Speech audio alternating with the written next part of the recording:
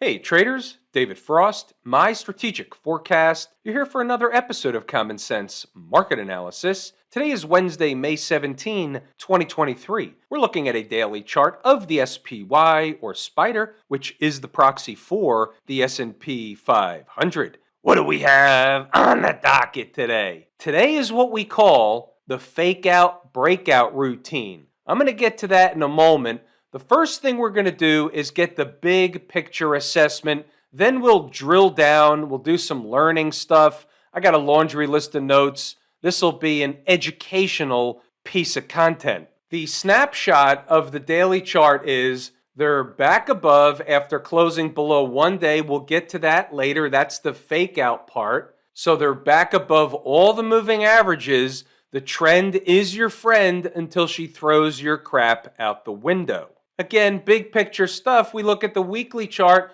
What's she doing? She's eating time off the clock underneath the 100 period moving average and this pivot high. These are the gateways. It's basically the same area.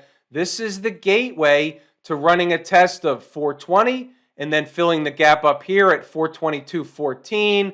And this pivot high, if they keep going, we'll just call it 425 to 430 on a super spike. That last part's a long way off. Don't worry about that anytime soon. Famous last words. Now we'll drill down a little bit and take it from a shorter perspective, not necessarily the big picture, the intermediate picture. Last few days we spent looking at and talking about triangles. This is a triangle. It's a pennant formation. If you read the books on technical analysis, they'll tell you that if you have a move up and then you have a pennant formation after that move up, more times than not, you'll get another move higher in the same direction as the original move, in this case higher. So if the pennant was going down and then they formed some kind of a triangle down here, right? And then all of a sudden, that would be another move in the lower direction. So this one is in the other way. So move up, pennant or triangle, and another move up. This is the breakout portion. And what did we say the last couple of days? Talked about it in the live room.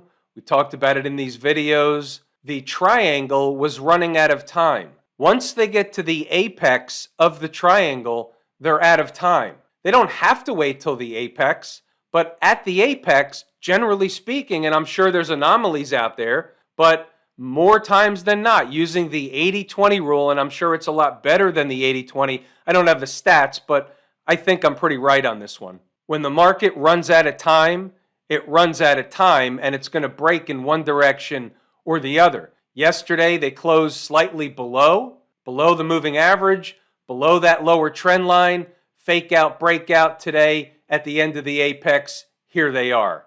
No shocker. Let's insert the reason / I like better excuse behind the market move. Now, you got to stay with me on this. Might be hard to wrap your head around at first. Those of you that have been around a while listening to me will get it right away. All of a sudden today, we had the politicians jawboning in the midst of their bigger picture dog and pony show about the debt ceiling debate. And all of a sudden, they put out some commentary that says, hey, they're making progress. They look to have a deal cut by X date or by this period of time, whatever it is. That can reverse as fast as they put it out. Maybe they do, maybe they don't have a deal cooking. Maybe they do, maybe they don't have a deal by whatever time frame they said. But think about it like this. I don't really care about that stuff. Where I'm going is here. They did it at the day of the apex of the triangle. Maybe it could have stretched till tomorrow for sure, but between today and tomorrow, and this is what we said a few days ago, Wednesday, Thursday is the apex of the triangle. That piece of information comes out and the market breaks out of the triangle. Are there any accidents or coincidences in the market? The answer is, I think not. How do you like dem apples? Remember, weekly chart. Here's a market that keeps coming back to underneath, eating time off the clock underneath the 100 period moving average. Was rejected, or at least looked like it was going to be rejected a couple of times, But by the end of the week, they had a rescue operation, and there's been no change in this flaggish kind of formation under the 100 period moving average. Doesn't mean they're going to break out tomorrow. It means they're doing the same thing they've been doing, eating time off the clock. The intraday and the day-to-day noise don't change the weekly chart until it does. Got some interesting cycle work I've been working on. Might want to fire out your sticky notes. Looking at an important culmination of stuff, the end of next week. 26th, I think, is Friday. 25th, I think, is Thursday. That looks to be an important period of time. So here's the way we treat that. Don't know what's going to happen when they get there. If they run sideways until they get there, it's a coin toss. But if they're moving up into that time frame, it's more meaningful. If they're moving down into that time frame, it's more meaningful. It's probably going to be some kind of a trend change if they're trending at the time.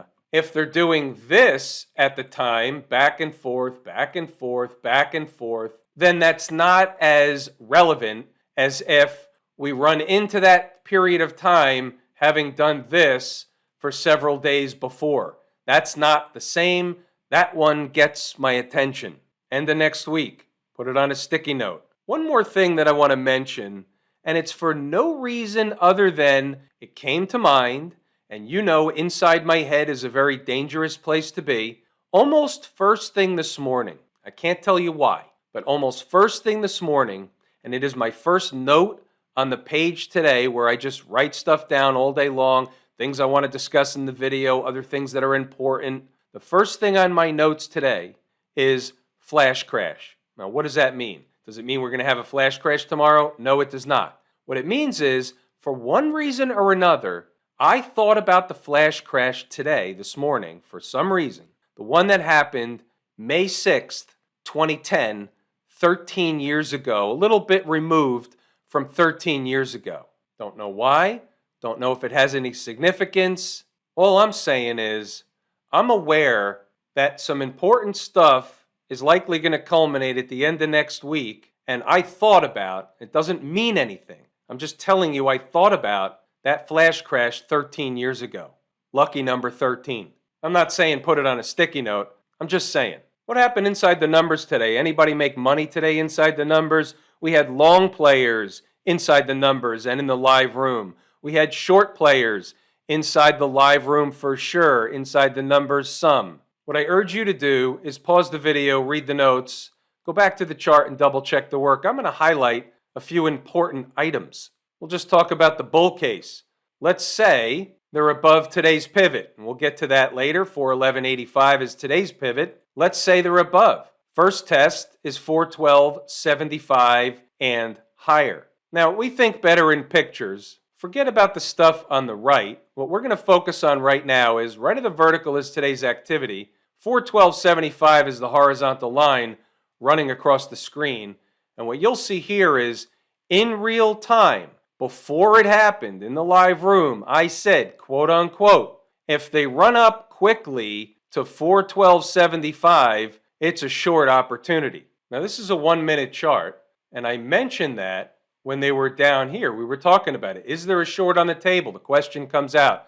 I said the only thing on the table right now is if they ran down to X, and if they ran up to, and X was 411.30, we'll get to that later, or if they ran up to 412.75, those are the only two things I'm interested in, and as they were eating time off the clock, just going back and forth, doing not a whole lot. And then lo and behold, a couple of minutes later, they start to break out, and they ran right to 412.75, and we did have traders in the live room for sure hop on right there, and look what they got in return. They got a rocket ride in the southern direction right to a number they knew about in advance, which became a final exit. Pretty slick stuff. Pause the video, read all the notes, go back to the chart, and double check the work. Before the opening bell, 9:05, that was the zero dark 30 comments around 6:30 a.m. Where are they now? Pre-market update. Above the pivot, 411.85 opens the door for 412.75. So this wasn't new or one-time information. Pause the video, read the notes, double check the work. Above the pivot is the case for higher, below is the case for 411.50 to 411 zone. Pause them, read them, go back to the chart. We had traders that took the long trade from below the pivot. We had traders that took the long trade from down at 411 from yesterday. We talked about it in the live room. We had a spike the low and rip it back up in the other direction. If they did that, everything you need is on the board each and every day, all morning long. This is a morning business. 1031. 411.30, give or take, is now short-term support. Staying above keeps the door open to get back above the pivot and stick. 1030. The lower line is 411.30.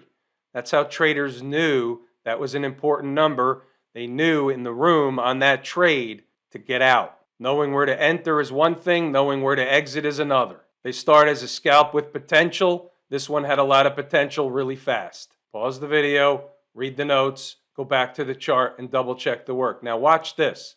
All the way into the end of the day. All the notes are in there. I just wanted to highlight a couple of things. Everything you need is in there. But watch this. 413.85 was unfinished business. Above on candle closes, opens the door for another leg higher to 414.75 to 415.50. Back to the chart, you can see 414.75 to 415.50 is overhead resistance, also a target on the way up. Overhead resistance has two phases. First, price stops rising when they get to a number that is important, therefore it's overhead resistance. The second phase is, do they go sideways any time off the clock, or do they get rejected? More learning stuff that we do in the live room each and every day. There were no stocks on the move that hit their entry objectives today. There was only one on the board. It didn't hit. No big deal. It's all the same market. What's going on over in Camp IWM? They have a rip higher up 2.25%. Back above the 20 and 50 period moving average. All of a sudden, there's hope in Camp IWM. Helped along by the KRE, regional banks got their pop/lift/rally day today, and it lifted the IWM along with it. There's a lot of regional banks in the IWM. Anything change on the weekly chart? No, and it won't until or unless they can get into and above that convergence of moving averages, the 220 and 50 period between, let's just say, 183 and wherever this 50 period is down at 179, 180. Until that, this is just a bearish, flaggish channel, whatever you want to call it, riding underneath the moving averages. You're going to have rallies to the top of the channel. You're going to have declines to the bottom of the channel, and nothing changes until the channel or the chain is broken. What about the folks down at the transportation department? Not a fantastic day for the transports. They were up, but they were up on a relative weakness basis against the SPY. They were up 6 or 0.7%, and the SPY was up over 1%. So that's relative weakness. So you have relative strength in the IWM, relative weakness for the folks down at the transportation department. So they kind of cancel out. The transports are my favorite canary in the coal mine, and the IWM is my first favorite market leading indicator. Daily chart back above the convergence of moving averages, and they can be in business for another leg higher, stay below, and they can't. It's just that simple. We can take that at face value. What about the Q people? Any surprise here? No. Up 1.25%. They're still grinding higher. Above all the moving averages, the trend is your friend. The weekly chart is trying to break out above the 100 period moving average. It's all about where they close the week, not necessarily where they trade throughout or within the week. And here is your pivot high, closing above that pivot high on the week, by the way, and that high is 334.42. Closing above that price is a whole new bucket of balls, meaning it shouldn't be that simple to do for Mrs. Market. And along with the regional banks, the other banks, the money center banks, the big banks, the behemoths, the government-sponsored banks, whatever you want to call them, the XLF, and part and parcel to that are the big banks, among other things. They got their lift up 2% today as well into the moving averages, closing above the 20. That's a positive sign if they can have what's called follow through. If they get rejected back down tomorrow, it was just a test into the moving averages. Closing above tomorrow, having closed above today, is a little bit different, and that opens the door for 33 or higher. Smash Mouth, been talking about this one ad nauseum forever. The weekly chart above that 100 period moving average, and now you've got a convergence of moving averages with the 20 sloping up into it. That's bullish as long as they stay above. They have some unfinished business. They've eaten a lot of time off the clock without hitting that unfinished business. That unfinished business is just that. It's unfinished business. I'm not saying it's going to reject the tape. I'm saying it's a number that they should and should have already reached. They haven't reached it by choice. The destination may be higher. As hard as it is to believe, including all the things that are inside the wall of worry, the market is where it is at face value. Price is the absolute arbiter. It doesn't matter what people say.